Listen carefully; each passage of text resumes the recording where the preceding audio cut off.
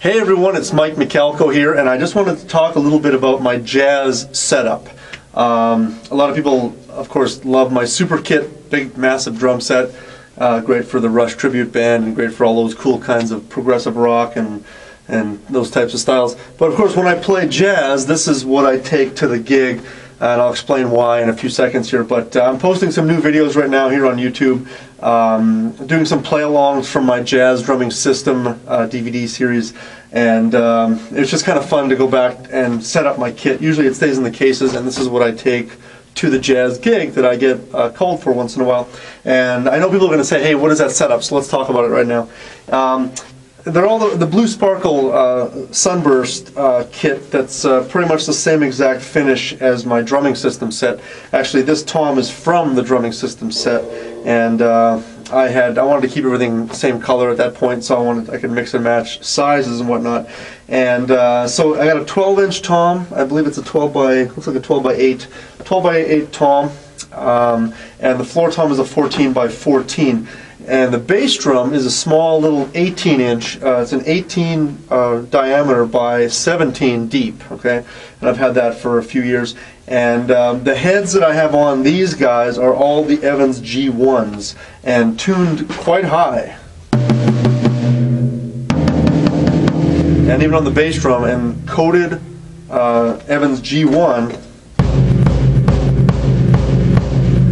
Very boingy and very jazzy, right? So definitely not a rock application drum set. So these guys are the Yamaha Absolute series. The bass drum and the floor tom are maple, and the tom, because all the toms from my drumming system kit are beechwood. Okay, Yamaha was making beechwood a few years ago, and they've recently discontinued that. But really cool sound, because it's a little bit, I sort of think of it as like an angrier type of sound. It's like a sort of a growly type of wood, and I like that, especially when it comes to rock. But you tune them up high, you put some G1s on them, coated, and you can get that really nice jazz tone.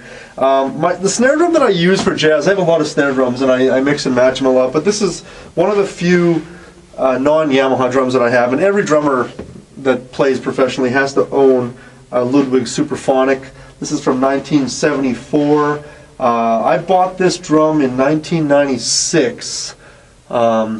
This is before eBay, so I'd say like in the newspaper for 70 bucks, and I've been offered a lot more for it, of course, but I don't want to sell it. It's just got a really cool sound to it. Anybody knows the Ludwig Superphonic Chrome 5x14? It's just a wonderful sounding snare drum. So I use this one primarily for jazz, and on this guy, I mean, I mix and match between the G1. But I have a power center reverse dot on this guy because I have used it for some other applications, like for some funk stuff in the past. So it's a pretty versatile little drum. So that's my one non-Yamaha drum there. And I'm only using 3 cymbals. Of course, Peisty cymbals. I use my 20-inch Signature Series Dark Energy Ride. This is a Mark II Dark Energy 20-inch.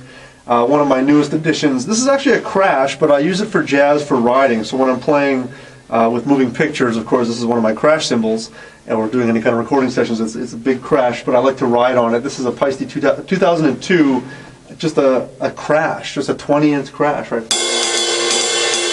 But it's got a nice element of riding on it, you know. You can really hit it and get that openness to it, but I don't hit it very hard when I'm playing jazz. And on my hi-hats, I have 13-inch Signature Dark Crisp hi-hats, 13-inch. And that's pretty much the setup. I like the one tom vibe when it comes to jazz. If there's any additions that I would have to this kit, if I was doing some Latin, I'd have a cowbell, maybe a splash cymbal depending what the gig is, maybe another crash or some sort of special effect like a Swiss or something like that, a Swiss crash or something like that, but never double pedal. Never any electronics or triggers, never any extra pedal, single pedal. That's really what this is. You know, and the real true jazz guys, if you're playing with guys who have been playing jazz for a long time, when you show up with a kit like this, they just love it.